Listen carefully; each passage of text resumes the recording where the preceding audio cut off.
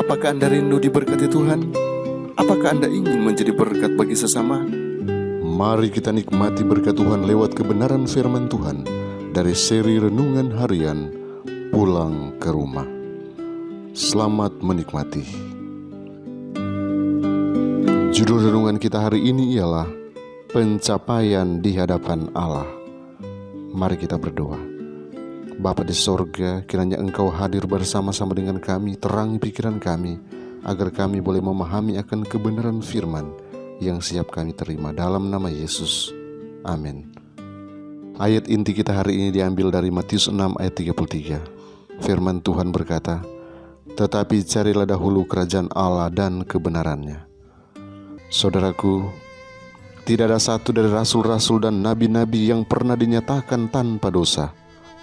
Manusia yang telah hidup paling dekat kepada Allah, manusia yang mau mengorbankan diri sendiri daripada melakukan dengan sengaja perbuatan yang salah, manusia yang telah dihormati oleh Allah dengan terang dan kuasa ilahi, telah mengakui keadaan mereka yang berdosa.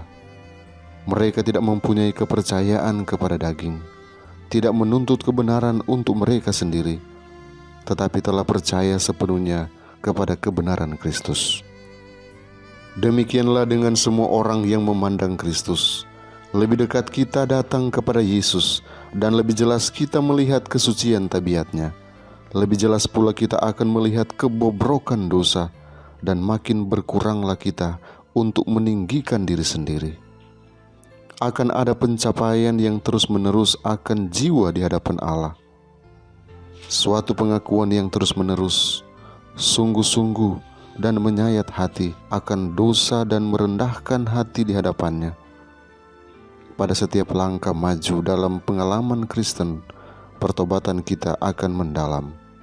Kita akan mengetahui bahwa kecukupan kita adalah dalam Kristus saja, dan kita akan menjadikan pengakuan rasul itu sebagai pengakuan kita sendiri.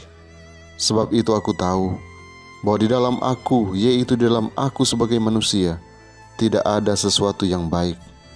Tetapi aku sekali-kali tidak mau bermegah selain dalam salib Tuhan kita Yesus Kristus. Sebab olehnya dunia telah disalibkan bagiku, dan aku bagi dunia.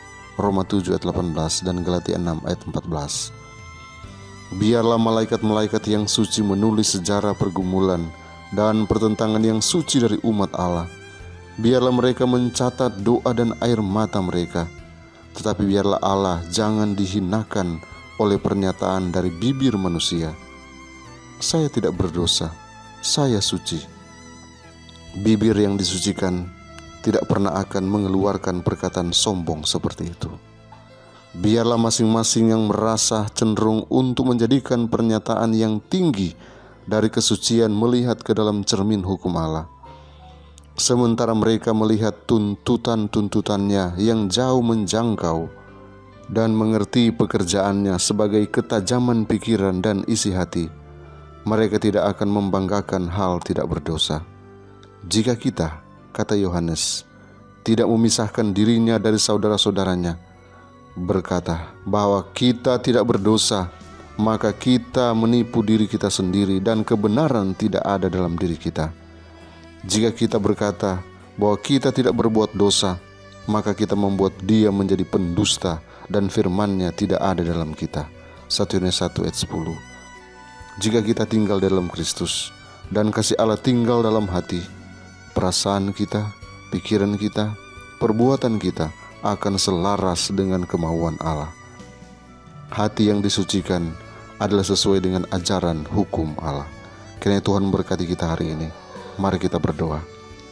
Bapa di sorga, terima kasih karena saat ini kami boleh dibekali dengan kebenaran firman-Mu, dan biarlah Engkau akan terus hadir bersama-sama dengan kami, menuntun kami hari ini. Engkau akan hindarkan kami dari sakit penyakit yang mudah berlaku bagi kami.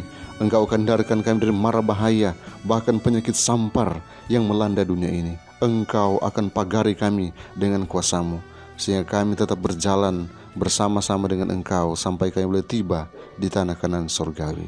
Terima kasih Tuhan, berkat Tuhan menyertai kami, karena kami menyerahkan kehidupan kami, rencana kami, semuanya hanya dalam nama Yesus Tuhan dan Juru Selamat kami. Amin.